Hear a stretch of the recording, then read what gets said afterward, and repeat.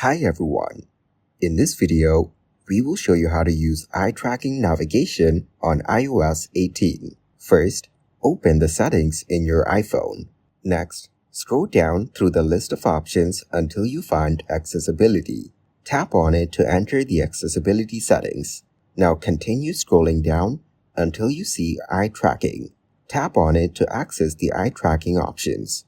In this menu, you will see several toggles. Start by turning on the toggle for Snap to Item. This feature allows the cursor to jump to buttons and other interactive elements on the screen, making navigation easier. You will also notice an option to toggle zoom on keyboard keys.